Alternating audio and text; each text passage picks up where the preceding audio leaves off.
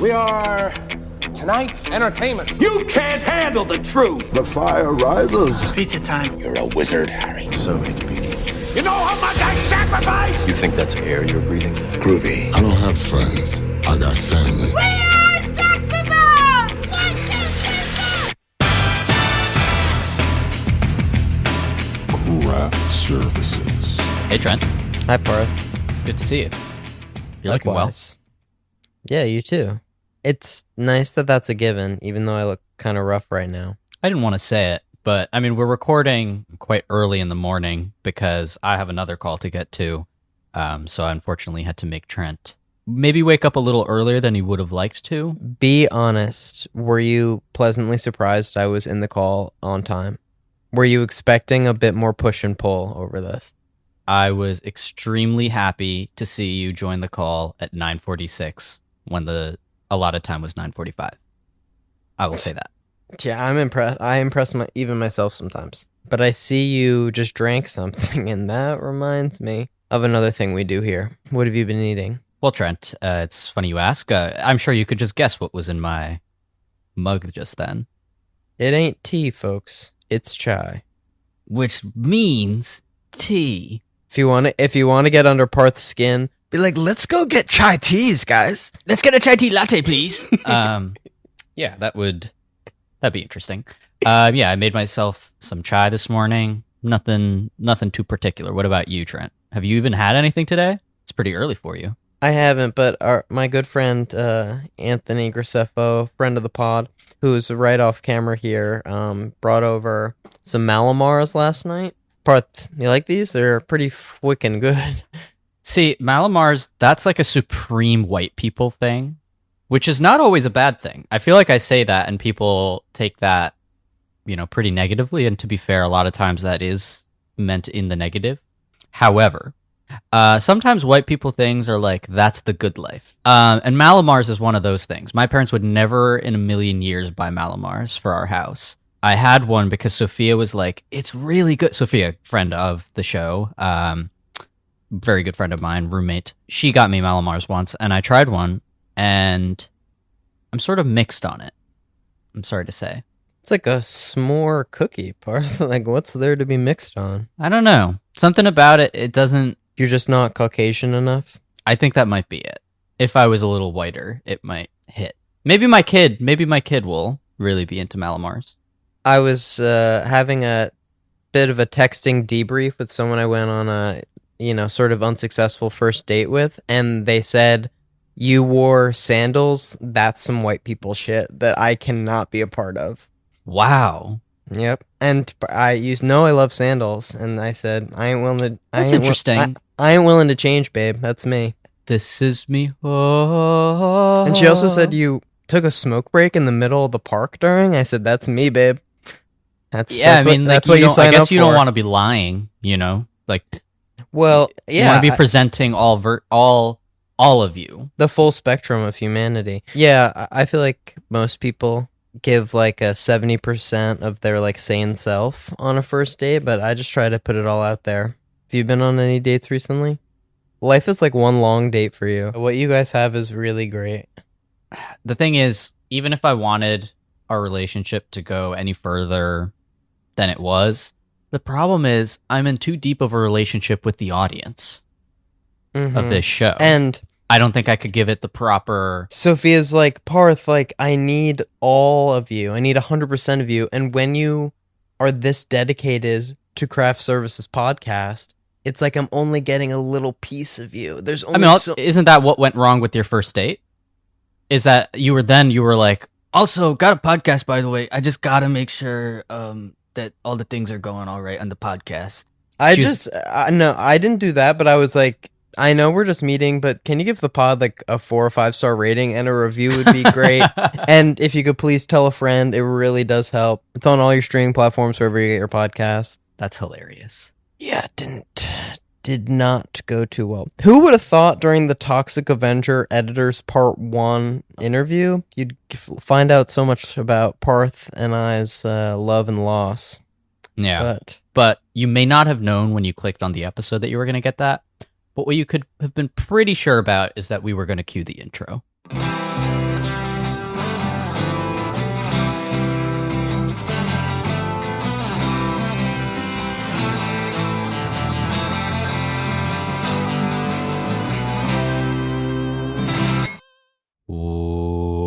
Welcome back to Craft Services, where we talk about the movies. Each week we talk about a film and hopefully have a crew member of that film to talk with us about their experience working on the picture. This week, I hear we have not one, not two, but two Yes, two. guests. Yeah, so our two guests are James Thomas and Brett Bachman. They joined forces. They both edited The Toxic Avenger Unrated, starring Toxie, who at one point in this movie melts a chain by peeing with his super acid pee onto his face.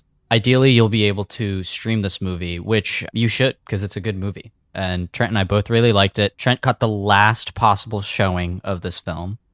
Yeah, I think it was showing for a few days or a week or something. I went on the last day at the last possible hour, and me and my fellow comrades who were in there, in this time zone, in the New York area, I believe we saw the last screening of The Toxic Avenger Unrated. And we high-fived each other at the end, and we talked outside, and they live in my apartment now. Everyone who went to see The Toxic Avenger Unrated with me. Wow, this bit went places I could never have imagined. But so did this interview. It was, I gotta say, a good interview. Two really cool guys, both very informative, very fun. Kind of feels we should just cue the interview then. Kind of seems like we're all on the same page here. Let's cue the interview.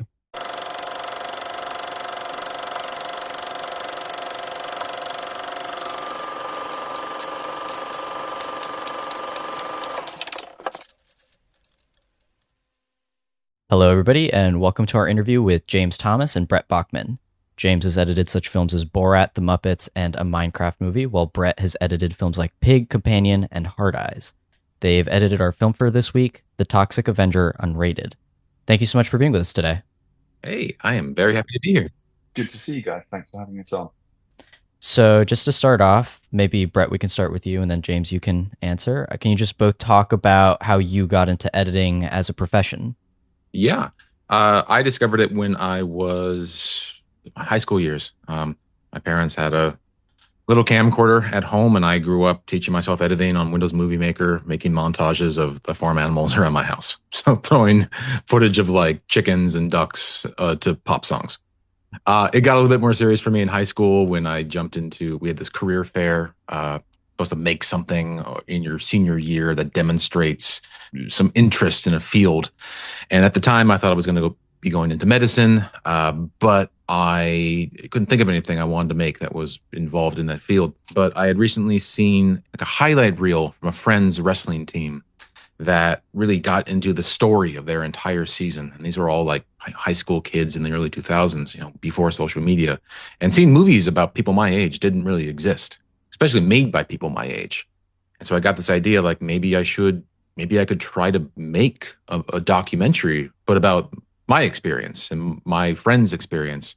At the time, I was playing high school football outside of Seattle, Washington. And I made this 2.5-hour football documentary about my experience, my team's experience in the 2004 season. And after working on this thing every single day after school for months and having a little premiere in the multi-purpose room at my high school, I realized this was something serious, and this was something that I wanted to do over again and something I could like throw myself into. From there, I did a lot of sketch comedy work, was writing, directing, editing as well. And after getting my 4-year degree up in Bellingham, Washington, I knew I had to be serious about this. And to really find a way to crack into the film industry, I knew I had to think about Los Angeles or New York, but I had no contacts in either one of these cities. So I figured I'm young, I'm in my early 20s. I want something that's a bit more of a discipline-specific study. So for me, film school seemed like the next best option. I got into the American Film Institute in Los Angeles, California. And I went down there for a 2.5-year graduate program. And it was exactly what I wanted. It was a little bit competitive. It was intense. You were living, breathing film for 2.5 years. After those 2.5 years, you're then sent into the big ocean of the film industry. And for a few years, I was just trying to stay afloat. So I was taking any job I could do, but all entry-level stuff. I was doing stuff on spec. I was doing commercials. I was doing short films, trying to assist every now and then, but those doors weren't really open to me at the time. And I lucked out. When I was 25 years old, I got an opportunity to do this low budget horror fight tournament movie called Raise that some friends of some staff members over at AFI were producing. For some reason, they took a chance on me, and I got into the editing room. I made good during that experience. I got to meet my director pretty closely, this guy named Josh Waller, who had just started this production company with some of his producing partners, Daniel Noah and Elijah Wood. And that company ended up becoming Spectrovision, which this is like 2014. They were just getting off the ground, and their mantra was to make these very weird, very avant-garde niche horror films that they felt were not being made in the United States at that time. And so for the next several years, I kept on working with these guys on the projects within the banner of that studio, projects outside that their partners were working on and their colleagues were working on. And after working pretty closely with these guys for a few years, I got really fortunate working on a film called Mandy with Nicolas Cage and Andrea Riseborough that in Sundance, I think 2017, 2018, really struck big on the kind of penetrated this pop culture glass ceiling, and it became the buzz of Park City and started getting a lot of attention from other people in the business, started taking a lot more meetings, and that's kind of how I ended up meeting Macon. Awesome. And then James, if you could just tell us your story. Sure. That's Brett and I have known each other a few years, and that's so cool to hear that story. I've never really heard the full thing. So thanks for sharing that. That's awesome. I'm older than Brett, and so I guess my first introduction to the idea of editing was we had a little Super 8 film club at the school that I was at. I was at a boarding school, a bunch of teenage boys bored out of their brains. And so one of the options that was presented to me by a mentor, actually an English teacher, a guy called John Harvey Flint, who was a very seminal kind of influence in my life through literature and then eventually through film. And we used to just go out and, shoot stuff at dawn on 8mm, and it was all very kind of nefarious and nothing really intentional. And then that's when I first came across like a splicer, film splicer. And so that was my introduction there. It didn't really spark an interest in terms of a career at that point. I always really, really wanted to work in the recording industry. I was fascinated by music and I wanted to engineer records. And so with absolutely zero kind of understanding of that world or, anyone I could rely on, I kind of launched myself headfirst into that, trying to get a job. And I did get a job at Chalk Farm Studios in London, in Camden, as a kind of runner, I guess, and, getting tea and stuff and coffees for everybody. But it soon became pretty clear that actually that wasn't really the direction I wanted to go in. So then I decided I wanted to be a chef. And so I started cooking. So I went to catering college and got a degree in cuisine, basically.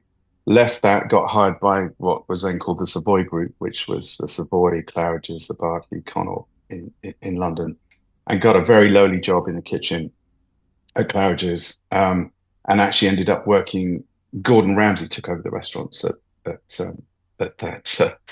hotel, and so that was a whole experience. He had this sous chef, this guy called Sarge, who was a pretty obnoxious dude who basically just ruled the kitchen with a rod of iron. And after 2 years of that, I was like, yeah, actually, I'm not sure I really want to do this. And so then I was unemployed, basically. And a friend of mine, a girl called Kate Swift, was working at a then, a very nascent industry. This would have been 1989 in the UK. And it was videotape editing. And they were making commercials, they're making music videos, all of that kind of stuff. And she called me one day and said, look, I know you're sitting around at home wearing out pairs of trousers. Do you want to come and be a runner again? So I kind of went into that environment and was instantly captivated by the marriage of, I guess, sound, music, and picture, and bugged all of the assistants, the editors, and mostly music videos at that time. We used to do some commercials. So Tony Kaye was a director who used to work through our facility a lot. So I got exposed to him. I ended up working with him as an assistant on the Volkswagen commercials, which made him quite famous. And so I sort of went from running around Soho, getting directors, whatever their whim was at that moment. And I met a director called Kevin Godley, who I'm not sure if you know, but it was the drummer from 10cc. And he then went on to direct all of U2's videos, Sting. He became a very a huge deal in the music video business. And I was lucky to assist his editor. And then one day, Jerry, his editor, was sick. We were doing Fields of Gold, which was the first use of motion capture, I guess, really, at the time. And this must have been, I guess, 1990. And we kind of were shooting at Shepperton, and the set was lit for day and lit for night.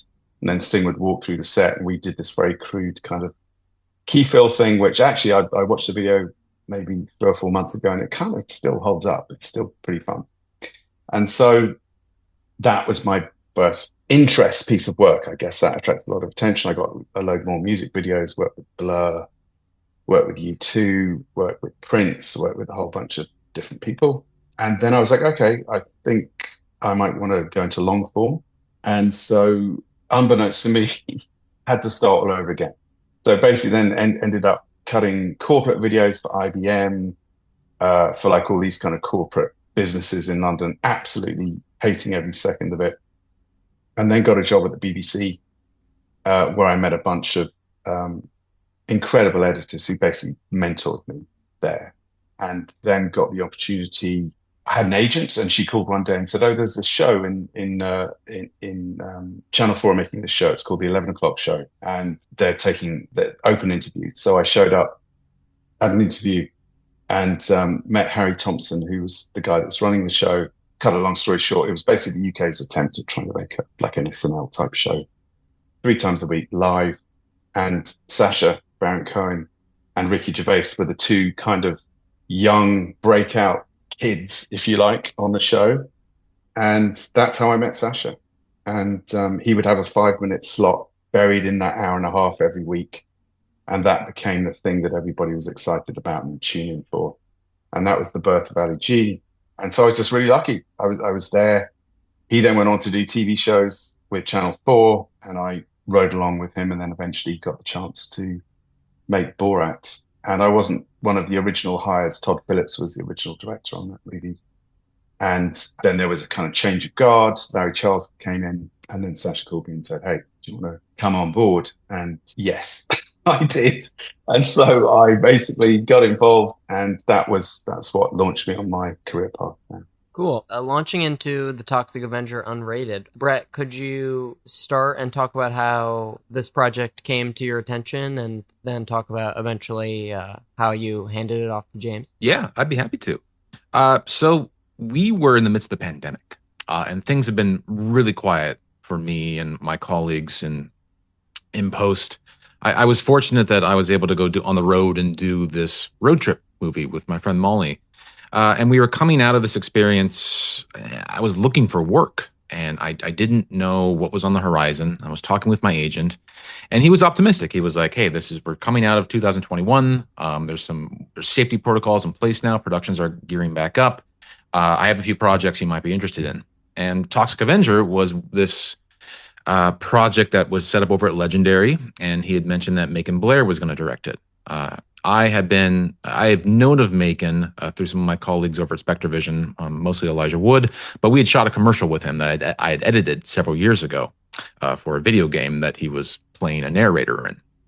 And I had been a big fan of his Sundance movie, I Don't Feel at Home in This World Anymore. When he mentioned that this film would be a possibility, and they didn't have an editor yet, I really jumped at the opportunity to try and make a good impression on this. I remember making a letter. We didn't know each other personally, so I wrote him a letter, just basically saying how much I appreciated, how much of a fan of his work I was, and it got me an interview.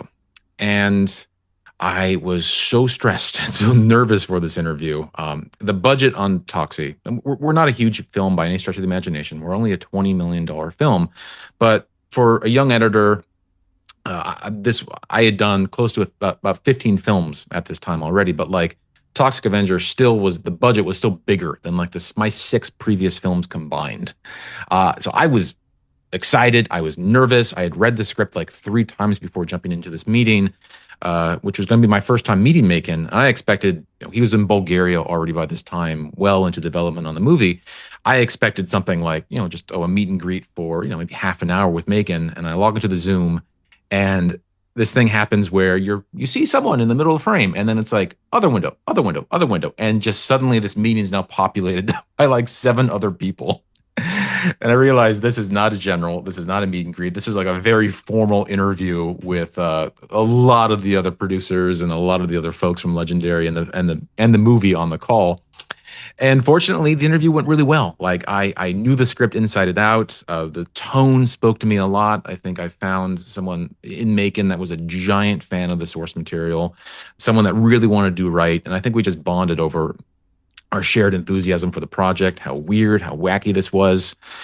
And after, I remember signing off on the call saying, look, I know you guys are talking to a lot of other people, but I am very much a fan of this type of stuff. So if it goes another direction, I'm going to be there opening weekend regardless. And I got a phone call from someone at Legendary, I think within like 20 minutes. And they're like, hey, congrats. We want to make it work. And we got started right away. I got set up. I went through a hiring process. I found a great first assistant in Dylan Thomas, who I'd never worked with before, but had worked over with James actually on Detective Pikachu and some other shows at Legendary. And we got set up. I was at the time, this is still after COVID, and so we're all working remote. I got set up in my apartment in Los Feliz. I had all the editing equipment brought over to my apartment, and they started shooting in Bulgaria. So for the next several months, I'm editing the initial assembly of the movie out of my apartment. After they wrap, then I'm shipped off to Austin, where Macon is from, and we set up a temporary editing bay in a warehouse downtown. And so for 2.5 months, I'm there with Macon and my small editorial crew, and we're working on this movie. It was a really fun experience, some of the most fun I've ever had in an editing room before. I mean, most days just consisted of Macon and I just trying to crack each other up. And it was a very involved editing process in terms of like myself and the editorial crew contributing elements. If you've seen the movie, you know how prevalent like the Greek chorus of off-screen voices are in the movie, just like yelling things at the crowd. I cannot tell you how many of those are Dylan, my first assistant, and Adam, our post-production assistant, going back in the alley behind the editing room and yelling things into an iPhone mic. Receiving some direction from Macon, some direction from me, but often just improvising. Often it would just me giving them a note being like, the mob sequence comes to mind, where after Toxie, the village, Tromaville discovers Toxie and he rips the guy's arm off, and you have all these people, moving in on Toxie, and the mob shows up. I think about 80% of this stuff was ad-libbed. A lot of it had been in the script for Macon, but some of my favorite lines, like, so wait, we're doing a mob, and we got to kill that vampire, which is like ad-libbed on the spot by the post team. Like I said, great time doing that. Had some small friends and family screenings there as well. And then after 2.5 months, we come back to Los Angeles and we put the movie up for Legendary, and we continue the process of working with the producers, doing some more formal screenings at their offices in Burbank, and continuing to refine the film, test it a little bit more. And then it was around this time that James got involved. Yeah, absolutely. And I was handed this baton of this, already beautifully crafted, incredibly well thought out piece of work that I'd never met Macon before. I was aware of his work, and I knew I've worked with Kale and Mary at Legendary a bunch, and I knew that they were making a movie with him. And we met, and I think, Brett, you were going on to another project, and so they needed to make a transition. And I guess my track record with Legendary put me in a good spot. I met with Macon. We got on like a house on fire, and we kind of made it work. And I dove in from that point onwards. I think that was, what was it, at the end of director's cut? Yeah, I think it was around February. So we would have come back from director's cut, and I think we were in producer's cut for about a month to 2 months. It was clear that we had initial post schedule, and I was like, I'm going to be able to go do this show, this Mike Flanagan show, and it won't be any problem. And then it became clear right away that like, post schedule is extending a little bit. We want to keep on working on the movie. I cannot do both. I'm either going to have to turn down this great opportunity with a filmmaker I really admire, or I'm going to have to leave Toxie prematurely. And so it became a question of, with Macon and like, what is best for the movie right now? And Macon's like, no, what's also best for you? Like he was very I owe Macon so much in terms of he's like thinking about, look, this is a great opportunity that's going to get you a job for like more than a year. But the filmmaker you admire, you can't just turn it down. And so we began to kind of toss the idea around of a handoff, a baton, and the film is so lucky to have someone like James come aboard with his experience, his taste, his sensibility, the wisdom to kind of guide this movie, which is a very specific movie. It's, if you've seen it, you know how niche it is. You know that's made for a very particular audience. It's a very specific sensibility. And for James to bring his experience to it, I mean, it was just kind of a best case scenario for the movie, I think. Yeah, and I was so, I really lucked out on this one. I got to be honest. It was just that punk rock sensibility has always been something that's really interested me. I'll be honest, I was aware of the original movie and the Troma canon of work and Lloyd and, the studio and everything, but I wasn't like a dyed-in-the-wool fan of it. But, Macon, in combination with that, in combination with the practical visual effects, the crazy kind of vision that he clearly had for this dense, complicated, as Brett's talking about, all these layers of, jokes that are going on that had never really been conceived in terms of the original script. And I think that's what the beautiful thing about the movie, the end result of that movie, is just the multiple layers of things that are going on, and ultimately the intelligence that was applied to it by Macon. And then, you get into the process of, modern day Hollywood loves a sure thing, right? So they want to test things. They want to make sure that they feel comfortable, confident. The producers at Legendary wanted to make sure that, the movie was firing. But again, a very niche kind of piece of work for a studio at Legendary to take on. And I'm so grateful that they are doing that, because, they tend to do these bigger kind of tentpole, if you like, movies, the Godzilla versus Kong. Exactly. And so a movie like Toxie is a huge departure for them. And a very conscious choice on the part of Mary and Kel and Alex Garcia, our producer. That's something they really are looking at doing. And I just say bravo to them. And, I hope they continue to encourage filmmakers like Macon. And then, I guess the pandemic was still, we were still in the kind of end throes of that. And so Macon was home in Austin. I was at Legendary. We used Evercast a lot, which I don't know if you'd used it previously, Brett, but I hadn't really had that much experience with it. And so I was actually very impressed with we were very disciplined. Macon works hard, and he'll show up and he'll, even if he's cooking dinner for his kids, he's still fully focused on whatever you guys are doing. And it was a very intimate process, because he was at home, I was at home, and we were collaborating on this thing that just was so nuanced. And so, I am so grateful. And I had a really, really a departure for me. I had a mixed bag of a career. So I've done Sasha's stuff was very under the radar, low budget. Borat was a $13 million movie. It was a long time ago, and so the budget was probably different, adjusted for now. But I've had a mixed bag, and then gone on to bigger kind of, Pikachu, Minecraft, those types of films. So to get the opportunity to really work on something where it's like no holes barred, just experiment. My assistant Delaney Del Vecchio, who I've been with for years now, she came up with an idea for a reshoot. That was her idea. I'm sure you've seen it, the Miss Meat scene where, basically Toxie's going through disemboweling people and all kinds of crazy nonsense going on. That was her idea. And the beautiful thing about Macon is that he's so receptive, and she pitched this idea, and I can remember her pitching it and thinking, that's crazy. And he just took a beat, he kind of thought about it, and you could see his mind whirring on the idea. And he was like, I think we're going to do that. And we were like, what? And it ended up in the movie. So working with someone with that degree of openness to ideas, and it's an editor's dream, because oftentimes you'll be working with producers or directors who, it's a more rigid structure. And so that was something that I just loved about working with Macon, was how open he was to everyone's ideas.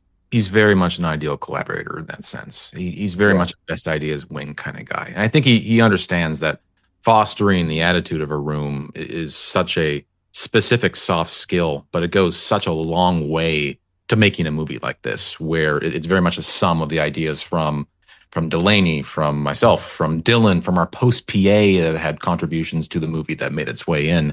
I have to throw it all back to Macon for fostering an environment, for being open to these ideas, but still having the North Star of what this movie is. What are we going towards?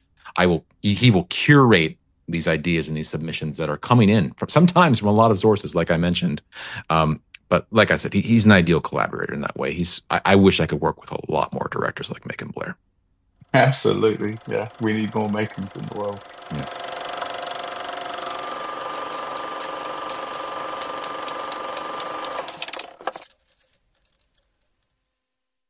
Hot dog, hot dog.